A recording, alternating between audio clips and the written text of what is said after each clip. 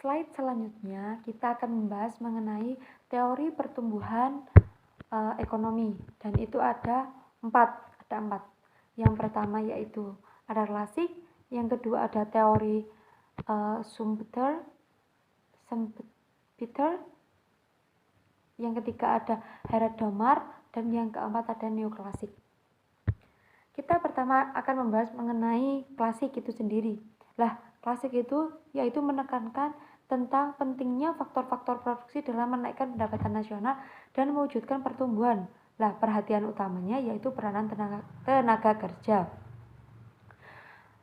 Dari teori klasik itu sendiri berarti titik fokusnya yaitu peranan tenaga kerja dan juga pentingnya faktor produksi. Untuk meningkatkan suatu pendapatan nasional atau peningkatan pendapatan nasional itu harus banyak dilakukan produksi. Lalu juga skill atau motivasi dari tenaga kerja itu juga lebih diutamakan. Karena apa? Produksi dan tenaga kerja ini memiliki keterikatan juga seperti itu. Jika saja tenaga kerjanya memiliki inovasi atau mungkin memiliki motivasi untuk bekerja lebih baik, bekerja lebih ekstra, lebih maksimal, dia juga akan membuat produksi juga lebih banyak atau mungkin lebih dari sebelumnya, seperti itu. Lalu yang kedua ada teori Schumpeter atau menekankan tentang peranan usahawan yang akan melakukan inovasi dan investasi untuk mewujudkan pertumbuhan ekonomi.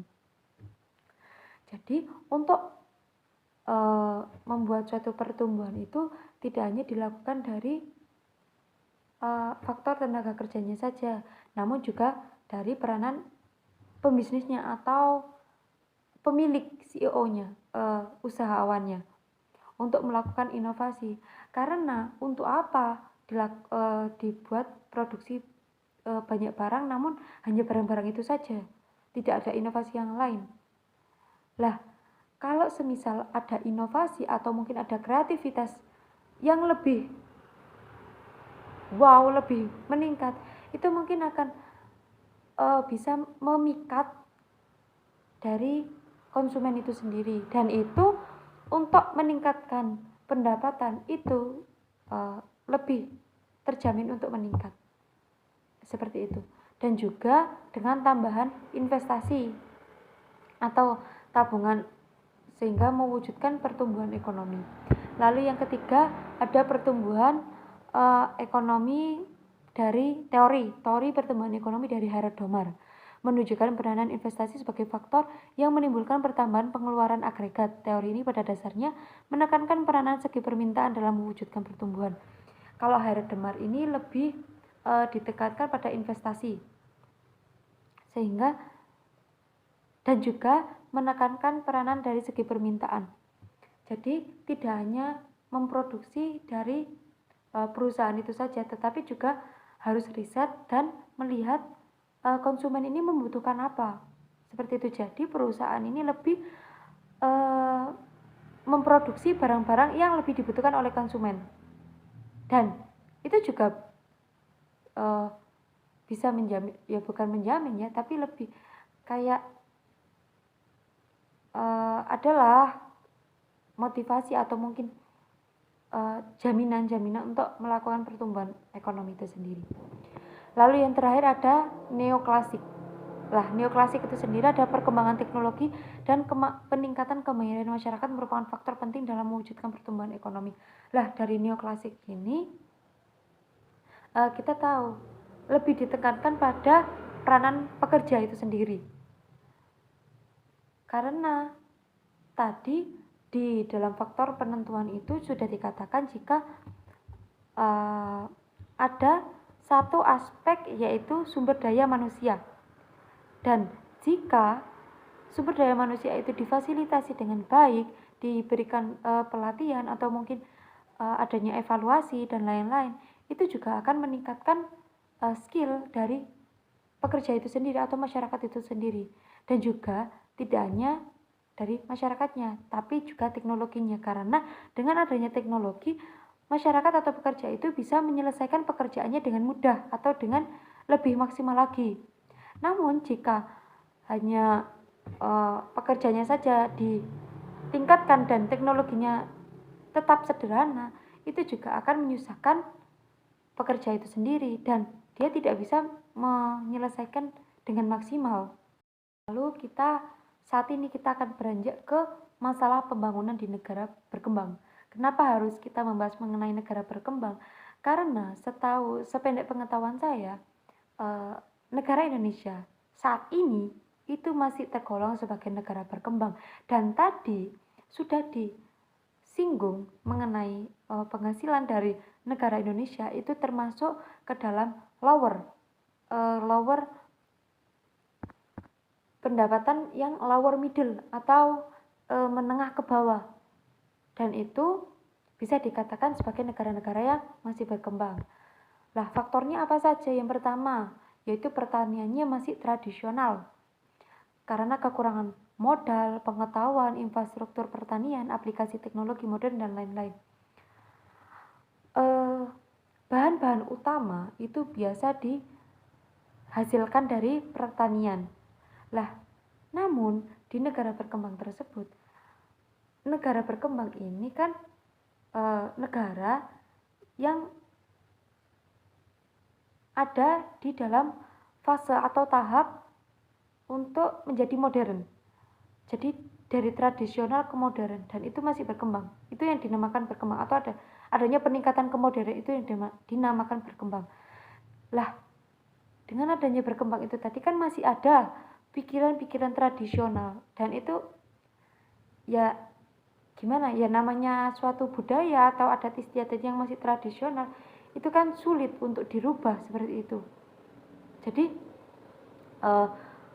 kenapa pertaniannya di negara berkembang itu masih tradisional? Karena yang pertama, negara berkembang itu masih belum stabil untuk ekonominya, masih ada naik dan turunnya, sehingga adalah kekurangan modal, lalu juga pengetahuan yang dimiliki oleh masyarakatnya itu juga masih kurang karena masih banyak orang-orang dari masa terdahulu itu belum ada pendidikan yang maksimal, dan juga ada infrastruktur pertanian yang belum memadai, lalu aplikasi dari teknologi itu juga yang masih sederhana seperti itu, dan itu ya menjadi kayak permasalahan untuk menjadi negara yang maju. Lalu yang kedua yaitu kekurangan dana modal dan dana fiskal. Nah, sama halnya dengan ekonomi di negara berkembang itu ekonominya itu masih belum stabil, sehingga untuk pendapatan ini masih bingung untuk pembagiannya, Kak. Jika segini persenian ini itu akan dijadikan sebagai ini, pembagiannya itu masih susah seperti itu, masih ada kendala. Dan lambat laun masyarakat atau pemerintah atau pekerjanya itu akan melihat bagaimana caranya membagi ekonomi ini, membagi keuangan atau modal ini, sehingga bisa meningkatkan infrastruktur atau mungkin bisa meningkatkan kinerja seperti itu. Pendapatan masyarakatnya rendah dan juga tabungan masyarakat tidak dapat membiayai proyek yang akan dikembangkan. Lah, dari ekonomi yang tidak stabil tadi, masyarakatnya yang bekerja di negara tersebut itu juga tidak stabil seperti itu. Jadi masih tergolong pendapatannya ini masih rendah, dan itu menjadi penghambat atau menjadi masalah untuk melakukan pembangunan. Lalu yang ketiga yaitu peranan tenaga terampil dan berpendidikan.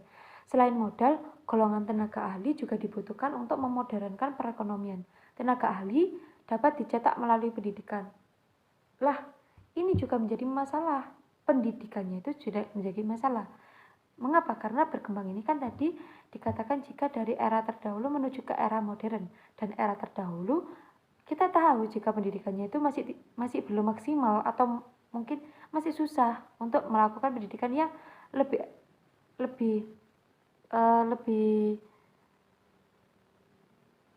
modern lagi, sehingga masyarakat atau tenaga kerja tersebut juga masih belum bisa berinovasi dengan maksimal, karena pendidikan itu sendiri juga masih kurang seperti itu dan belum merata. Lalu yang keempat ada masalah institusi sosial, kebudayaan, dan politik. Yang pertama, politiknya tidak stabil. Yang kedua, cara berpikirnya masih tradisional. Dan yang ketiga, institusi keuangan, pendidikan, dan administrasi pemerintahan yang belum efisien. Lalu yang terakhir, yaitu perkembangan penduduk pesat. Tingginya jumlah penduduk menjadi masalah dalam suatu negara, khususnya terkait perwujudan kesempatan kerja bagi setiap orang nantinya. Karena pendidikan saja masih kurang, dan untuk memberikan pengetahuan kepada masyarakat secara luas atau mungkin masyarakat dari Sabang sampai Merauke itu juga masih belum efisien, karena terlalu banyak wilayah atau terlalu banyak pulau yang harus ditempuh oleh pemerintahan, sehingga belum ratanya pendidikan masyarakat itu sendiri.